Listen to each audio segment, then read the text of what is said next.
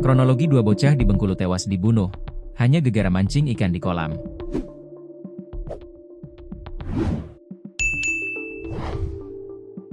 Kronologi pembunuhan dua bocah asal Bengkulu bernama Abiu, 9, dan Arjuna, 8, akhirnya terungkap, ternyata gara-gara mancing di kolam ikan. Pelaku pembunuhan berinisial PT, 17, membenamkan kedua korban dalam kolam sehingga bocah-bocah itu tak lagi bernyawa. Diketahui, awal terbongkarnya kasus tewasnya dua bocah warga Kelurahan Kandang bernama Abiu, 9, dan Arjuna, 8, ditemukan tewas dalam karung, diduga dibunuh dengan cara dipiting dan dibenamkan dalam kolam ikan. Kejadian tersebut ternyata terjadi pada 15 April 2025 sekitar pukul 16 WIB seusai kedua korban ketahuan mancing ikan di kolam belakang rumah orang tua pelaku berinisial PT, 17. Mendapati kedua korban memancing di kolam tersebut membuat pelaku PT marah, kemudian langsung mendatangi kedua korban.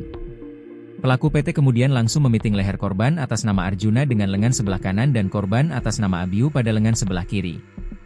Setelah memiting leher kedua korban, pelaku melompat ke dalam kolam dan membenamkan kedua korban ke dalam kolam.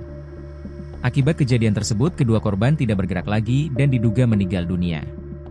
Kemudian pelaku langsung naik ke atas kolam dengan membawa kedua korban yang sudah meninggal dunia.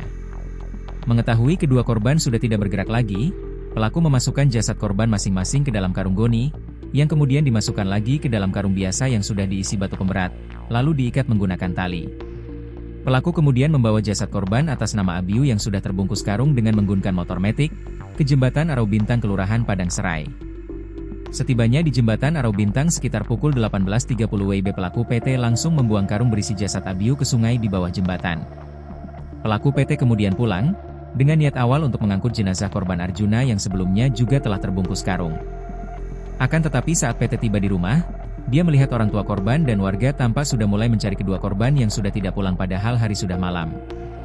Khawatir akan ketahuan PT mengurungkan niatnya tersebut, dan sekitar pukul 19 WIB, PT membuang jasad korban Arjuna ke dalam septic tank berbentuk sumur di samping rumahnya. Pelaku juga sempat menaburkan kapur barus di sekitar sumur untuk menutupi bau mayat korban, ungkap Sudarno.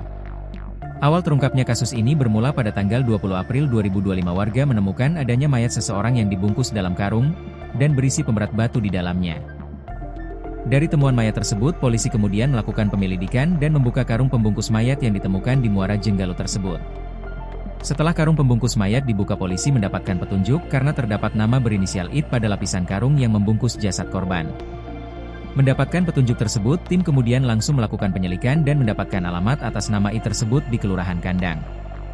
Mendapati alamat tersebut, tim gabungan Polresta Bengkulu, Jatanras Polda, dan Polsek Kampung Melayu pada Senin, 21 April 2025, malam langsung menuju ke alamat tersebut. Saat melakukan penggeledahan di rumah tersebut, tim gabungan mendapatkan karung yang serupa dengan karung yang membungkus mayat YG ditemukan di muara Sungai Jenggalu. Selanjutnya pada saat melakukan penggeledahan tersebut, pada waktu yang sama tim gabungan mencium aroma tidak sedap dari samping rumah. Setelah melakukan penyisiran di samping rumah, tim menemukan sebuah sumur yang tertutup dan mengeluarkan aroma tidak sedap tersebut.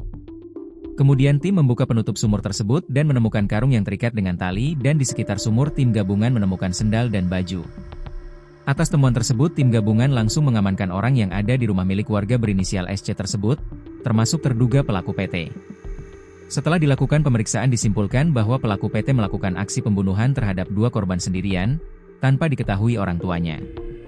Berdasarkan pengakuan orang tua pelaku, mereka baru mengetahui perbuatan yang dilakukan oleh anaknya setelah adanya penggeledahan yang dilakukan polisi di rumah mereka pada Senin, 21 April 2025, malam. Orang tuanya ini jarang di rumah karena orang tuanya ini banyak bekerja di luar. Pada siang hari itu sering tidak di rumah, malam hari kadang pulangnya cukup malam.